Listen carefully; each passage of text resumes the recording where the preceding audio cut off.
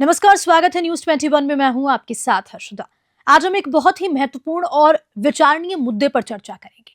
हाल ही में एल&टी के चेयरपर्सन सुब्रमण्यम ने एक नया बयान दिया जिसने देश में एक नई बहस को जन्म दिया। उनका कहना है कि देश की ग्रोथ के लिए हमें 9 घंटे काम करने की आवश्यकता है, जबकि हमारे देश में 1947 के कानून के मुताबिक 47 घंटे काम करना अनिवार्य है। इस प्रकार के वक्तव्यों के साथ सवाल उठता है कि क्या इस बदलाव से हमारे देश की संस्कृति और कर्मचारियों के स्वास्थ्य पर असर नहीं पड़ेगा? क्या 9 घंटे काम करने का तर्क वास्तव में हमारे आर्थिक विकास के लिए कारगर हो सकता है, या फिर हम हमारे परंपरागत कार्य समय के सिद्धांतों से मेल नहीं खाता? आज की चर्चा में हम इस विषय पर गहराई से बात करेंगे और जानेंगे कि इसके पक्ष और विपक्ष में क्या तर्क दिए जा रहे हैं। जुड़े रहिए हमारे साथ और इस पूरे वक्तव्य को लेकर न्यूज 21 के एडिशनल डायरेक्टर संजीव पाराशर ने अपने विचार भी साझा किए। सुनिए जरा। नमस्कार दोस्तों, मैं संजीव पाराशर स्वागत करता हूं आप सबका न्यूज 21 के चैनल पर। दोस्तों, हिंदुस्तान में अभी रिसेंटली एक नई बहस को जन्म दिया गया है और वो बहस को जन्म देने वाले सुब्रमण्यम जी हैं, जो कि एल&टी के चेयरमैन हैं। क्या है वो बहस, मैं आप सब लोगों से थोड़ी सी चर्चा करूंगा इस बात पर, और इस बात को विस्तृत रूप से लेकर जाऊंगा कि इंडियन प्रोस्पेक्टिव में ये जो 90 आवर वर्क आवर्स हैं ये कितने जस्टिफाई हैं, और 90 घंटे प्रतिदिन, 90 घंटे प्रति वीक काम करने के बाद में मानसिक स्थिति पर आदमी की क्या फर्क पड़ेगा, और साथ साथ में 90 घंटे क्या उपयुक्त हैं। हाँ, ये बात कही जा रही है कि डेवलपिंग कंट्री है इंडिया, तो यहां पे 90 घंटे वीक का काम करना जरूरत है इस वक्त की। क्या जो देश आज प्रगतिशील से प्रगति कर चुके हैं उन्होंने भी अपने टफ टाइम में 90 घंटे काम किया? क्या ये 90 घंटे काम करना आदमी की मजबूरी है, या 90 घंटे काम करना सिर्फ आप एक इस तरह की विवाद को, आप इस तरह की सोच को जन्म देना चाहते हैं, एक डिबेट करना चाहते हैं, ताकि आम लोगों को वापस इस तरफ अपना ध्यान लौटाना पड़े, आम लोगों को इस डिस्कशन का पार्ट बनना पड़े? तो शुरुआत करते हैं दोस्तों एल&टी के चेयरमैन सुब्रमण्यम के स्टेटमेंट के द्वारा कि 90 घंटे वीक में काम जो है आज की डेट में हमें हिंदुस्तान को जरूरत है। दोस्तों, काम के आवर्स बढ़ना और काम की क्वालिटी को बढ़ाना दो अलग अलग सब्जेक्ट हैं। हिंदुस्तान में आज जो वर्किंग नॉर्म्स हैं, 1948 में फैक्ट्री एस्टेब्लिश्ड एक्ट हुआ, उसके तहत 48 घंटे वीक में काम जो है वो एक नियम है। और दुनिया में कहीं पर भी जो ये वर्किंग आवर्स हैं वीकली, वो 40 और 48 के बीच में मूव करते हैं। फ्रांस एक ऐसा कंट्री है जहां पर 35 घंटे वीक तक अलाउ है। दोस्तों, ये जो डाटा है ये ऐसे ऑटोमेटिकली तैयार नहीं हुआ है। इस डाटे के पीछे कोई लॉजिक है, कोई जो है वो सोच है कि एक आदमी इतने घंटे काम करने के बाद में अपने वर्क लाइफ बैलेंस को बैलेंस कर सकता है। ये कोई 90 घंटे काम करने के बाद में ये कोई श्योरिटी नहीं है, ये कोई जो है वो गारंटी नहीं है कि आप उन्नति की तरफ जो है वो डबल स्पीड से बढ़ने लग जाओ। दोस्तों, 90 घंटे काम करने की जो सुब्रमण्यम साहब की एक बहस को जन्म दिया है, हिंदुस्तान में बहुत से लोग, बहुत से उद्योगपति इस बात पर जो है वो लगातार डिस्कशन कर रहे हैं कि ये 90 घंटे जरूरी है या नहीं है। दोस्तों, आप काम के हिसाब से अगर आप देखेंगे तो दो तरह के लोग काम करते हैं। पहला काम करता है जो हायर मैनेजमेंट है या टॉप मैनेजमेंट है, और दूसरा काम जो है जो मिडिल मैनेजमेंट या लोअर जो फ्रंट लाइनर्स हैं। दोस्तों, अगर मैं बात करूं हायर मैनेजमेंट की, अगर आप वर्किंग आवर्स की बात करें जहां उनका दिमाग काम करता है, नॉर्मली ऐसा कहा जाता है कि बड़ा मैनेजर्स डिसाइड करेंगे और फ्रंट लाइनर उसको इंप्लीमेंट करेंगे।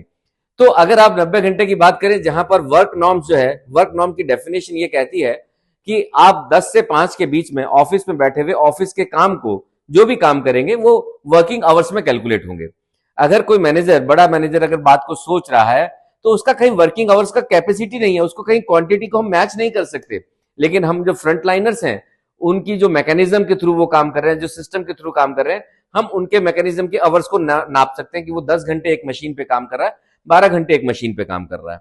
तो सबसे पहली बात तो मैं ये कहूंगा कि जहां कहीं भी अगर आप 90 घंटे की बात करें तो आप टॉप से लेकर के बॉटम तक 90 घंटे को डिस्क्राइब नहीं कर सकते, क्योंकि जहां पर ब्रेन चलेगा वहां 90 घंटे चलने के बाद में वो भी थक जाएंगे। इवन जो हम सबसे हार्ड जॉब जो है वो मानते हैं कि न्यायाधीशों की जॉब जो सबसे हार्ड होती है, उनको भी इतने अवकाश दिए जाते हैं कि वो अपने दिमाग को रिलैक्स कर लें, वो अपनी फैमिली को और लाइफ को बैलेंस कर ले, वर्क लाइफ को बैलेंस कर ले। तो क्या 90 घंटे आम जनता के लिए है, आम लेबर क्लास के लिए, फ्रंट लाइनर्स के लिए है, या 90 घंटे जो है हायर मैनेजमेंट के लिए एक बड़ी सोच और डिबेटेबल बात है। दोस्तों कुछ जॉब्स ऐसी हैं जिसमें आप वर्किंग आवर्स बढ़ाने की बात करते हैं, जैसा मैं कहूं कि राजकीय सेवा।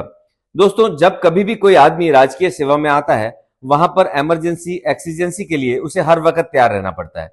आज की डेट में कोई भी आईएएस आईपीएस या कोई भी अधिकारी अगर वो रात को उठ करके या दिन रात लग करके जो है वो राजकीय सेवा का काम करता है, तो रात जो है उसको उतना ही बेनिफिट देती है और उसको एक कंड्यूसिव एटमॉस्फेयर प्रोवाइड करती है कि वो अपने काम को अच्छी तरह से अंजाम दे सके। उसकी फैमिली का टेक केयर किया जाता है, ड्राइवर से लेकर के उसके खाना लॉन्ड्री भत्ता सब कुछ मैनेज किया जाता है। क्या ये आम जनता के लिए है? ऐसा नहीं है दोस्तों। मैं आपको एक छोटा सा एग्जांपल के थ्रू इस बात को जो है और जस्टिफाई करता हूं, इलेबोरेट करता हूं। दोस्तों जो आईटी सेक्टर में ग्रोथ आई है पिछले 10 सालों में, आईटी सेक्टर में जो हायर मैनेजमेंट है उनकी सैलरी 164% बढ़ी है, और वहीं जो फ्रंट लाइनर्स हैं या जो नए बैचलर्स पढ़ के आते हैं, इवन कंपनी का प्रॉफिटेबिलिटी होते हुए भी उनकी सैलरी में सिर्फ 1% की बढ़ोतरी हुई है। क्या वर्क आवर्स, क्या कंपनी की प्रॉफिटेबिलिटी डाउन द लेन आम आदमी को, जो आदमी काम कर रहा है फैक्ट्री पे है, मशीन पे, क्या उस तक पहुंच रही? ऐसा नहीं है। सिर्फ आप प्रॉफिटेबिलिटी बढ़ाइए, आप अपनी एकेडमी को, आप अपने इंस्टीट्यूशन को बढ़ाइए, आप अपनी जॉब को सिक्योर कीजिए, बाकी आप नीचे वाले जो फ्रंट लाइनर्स लगातार काम किए जा रहे हैं उनके बारे में बिल्कुल ना सोचिए। ये कहां की जस्टिफिकेशन है? दोस्तों एक और बात मैं आपसे कहूंगा कि आज जो वर्किंग आवर्स बढ़ रहे हैं या वर्किंग आवर्स जा रहे हैं, उसमें स्ट्रेस की कंडीशन कितनी बढ़ रही है। आज हार्ट अटैक, ब्रेन स्ट्रोक से 2016 का डाटा यह कहता है कि 84,000 लोगों की डेथ हुई। और आप ये मान करके चलेंगे कि जो वर्क लोड आज की डेट में यंग जनरेशन ले रही है, तो उनमें यंग जनरेशन ही ज्यादा होंगी, और साथ साथ में 1.25 लाख लोग जो है हार्ट अटैक से मिले, जहां पर एज ग्रुप कुछ भी हो सकता है। तो ये क्यों हुआ? जब कभी भी आप एक्स्ट्रा वर्कलोड लेते हो, जब कभी भी आपके ऊपर मेंटल टेंशन ज्यादा होता है, तो डेफिनेटली आपका जो शरीर है वो उसका साथ नहीं देता और आप कई बीमारियों से ग्रसित हो जाते हैं, और अल्टीमेटली कंपनी ग्रोथ में गई, कंपनी ग्रोथ में नहीं गई, उसका इफेक्ट जो है वर्कर और जो फ्रंट लाइनर ही कहूंगा और उनकी फैमिली पर भी गया। और आप इसका दूरगामी अगर आप देखते हैं, परिणाम देखेंगे, तो आपको लगेगा कि ये जस्टिफिकेशन वाली बात नहीं है। दूसरा दोस्तों, जब से कोविड के बाद में लोग ऑफिस जाना शुरू हुए हैं, लोगों को जो स्टक हो रहे थे, जो लोग आज की डेट में अपने ट्रांसपोर्टेशन में इतने स्टक हो जाते हैं, ट्रेन में, भीड़ में, मेंटल स्ट्रेस में, वो धीरे धीरे कोविड के टाइम के बाद वर्क फ्रॉम होम में कम होने लगी थी और लोग अपने घर में बैठ करके ज्यादा प्रोडक्टिविटी ला रहे थे। अब धीरे धीरे करते हुए वो जो स्टेज ओवर होती जा रही है, ऑफिसेस अपने कर्मचारियों को बुला रहे हैं। दोस्तों उसके साथ साथ में ऑफिसेस सुविधाएं प्रोवाइड भी कर रहे हैं। आप अगर बहुत सी कंपनियों को देखेंगे, मैं अभी रिसेंट में यूएस में था, तो मैंने वॉलमार्ट का जो एक ट्रेनिंग सेंटर या यूं कह लीजिए जो अपना फिटनेस सेंटर देखा, जो उन्होंने बिल्कुल नया बनाया है, ऑलमोस्ट 5,000 एम्प्लॉय के साथ में एक वर्ल्ड क्लास बनाया है।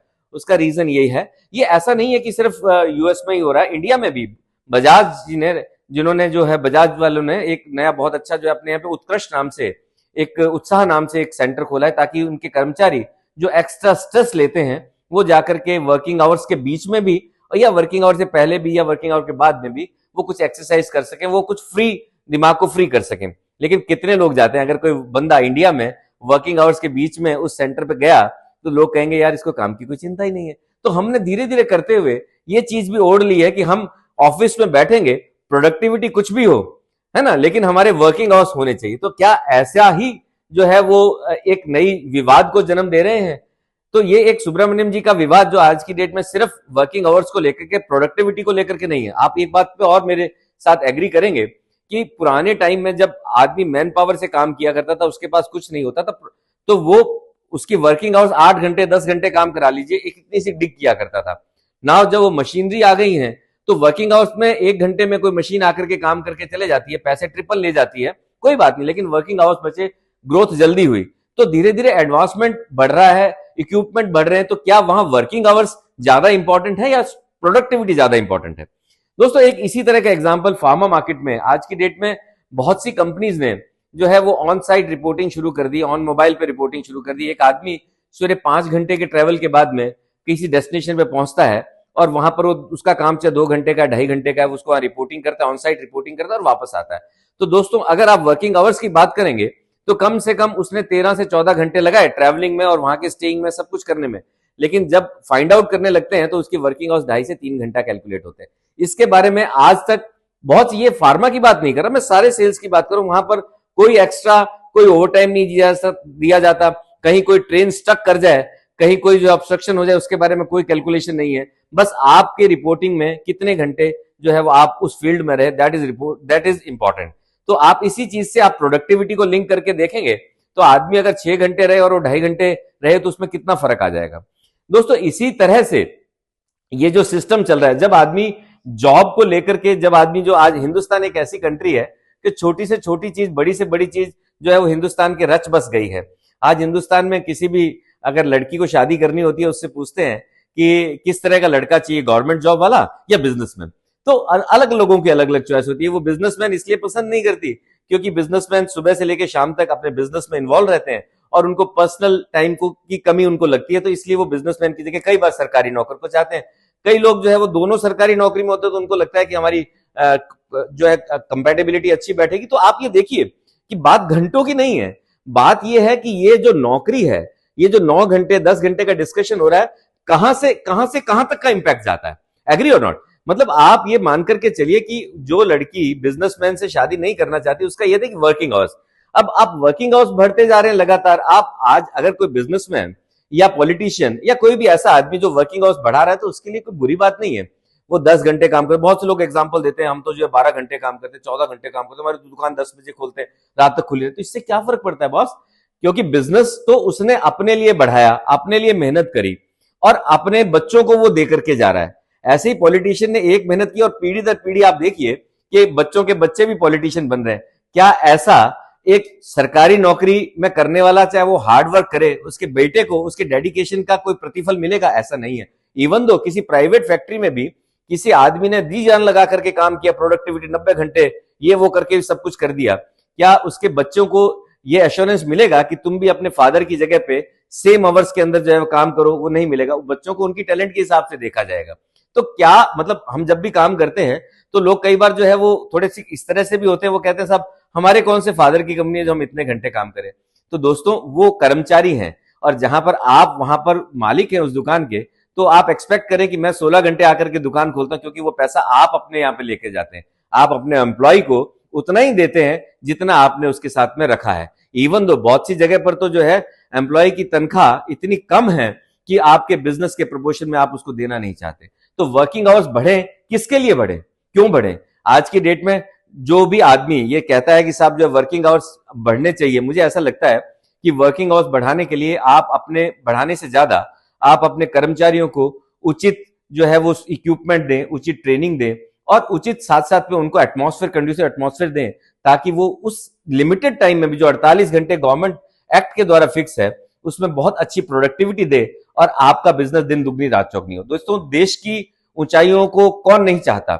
सब लोग चाहते हैं कि देश ऊंचाइयों पर जाए, पर इस कॉस्ट पे नहीं कि जो टॉप मैनेजमेंट है वो सिर्फ जो है वो मलाई खाए और जो लोग नीचे उसके काम कर रहे हैं वो लोग लगातार इस प्रेशर में रहे कि हमें देश को ऊपर ले जाना है। देश को तो सबको ऊपर ले जाना है, तो एटलीस्ट उनके परिवार का, उनके जो है वो बाल बच्चों का, उनका एटमॉस्फेयर का, उनके मेंटल स्टेटस का भी ध्यान रखना बहुत ही जरूरी है किसी भी एम्प्लॉयर को।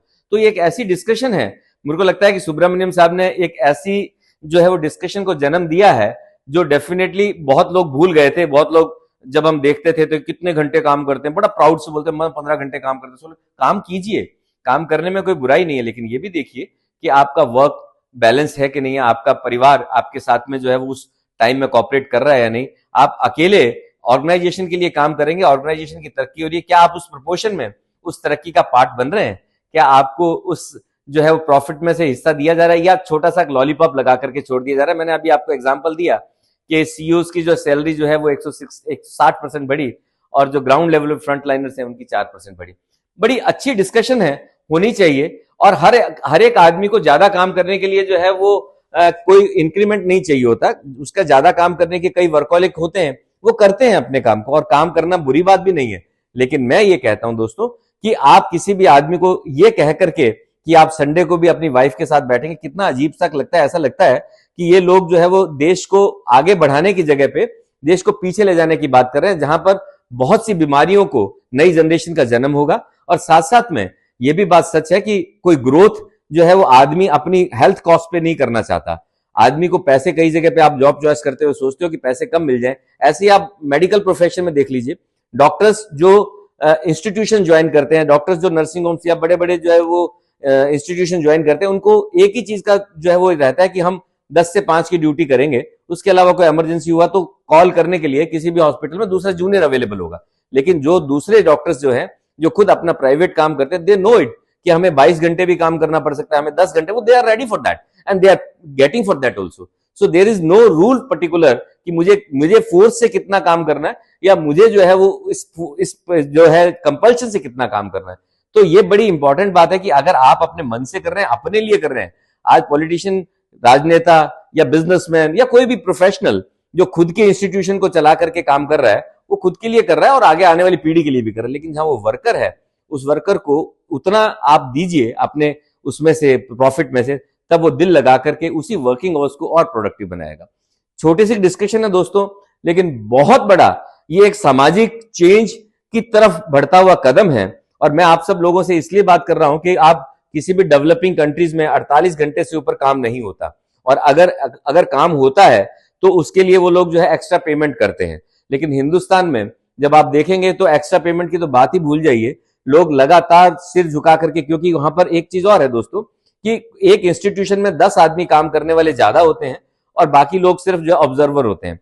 तो जो 10 आदमी काम करने वाले होते हैं वो 9 बजे आते हैं और रात के 9 बजे जाते हैं, बाकी लोग अपना 10 से 5 में निकल जाते हैं। क्या सब लोग मिलकर के ज्यादा प्रोडक्टिविटी को प्रोड्यूस नहीं कर सकते? रादर देन कुछ ही शोल्डर्स में बोझ डाला जाए। क्या जो बीमारी हम सब लोगों में ये आ चुकी है कि हम सब लोग जो है वो काम ना करने की जो है नियत के साथ में कई बार सोचते हैं, क्या उस नियत के, कुछ लोगों की नियत को दूर करने के बाद में हम ये नहीं चाहेंगे कि हमारा देश उन्नति की तरफ बढ़े, और जो लोगों का वर्क बैलेंस हो जाएगा सब लोगों के बीच में, तो क्या देश और तेजी से नहीं बढ़ेगा? दोस्तों, सरकारी नौकरियों में जब भी लोग आते हैं, best of the best cream उनके साथ में जो है जुड़ती है, और जब बाद में आउटकम आप एक साधारण नागरिक की तरह से आप किसी भी ऑफिस में जाते हैं, तो मुझे नहीं लगता कि आप उस ऑफिस से वापस खुश होकर के आते हैं कि मेरा काम जल्दी से हो गया। आपको लगता है यार वो तो मिला ही नहीं मुझे, या उनके वो बंदा जो है वो डेडिकेटली काम नहीं कर रहा। ऐसा क्यों होता है दोस्तों? तो मेरा ये सोचना है, मेरा ये सुझाव है कि वर्क जो है वो आवर्सली ना कैलकुलेट किया जाए, ऐसा एटमॉस्फेयर दिया जाए जहां लोग डेडिकेटली काम करें और डेफिनेटली सपोर्टिव रोल में देश को आगे ले जाए। तो छोटी सी डिस्कशन, छोटी सी बात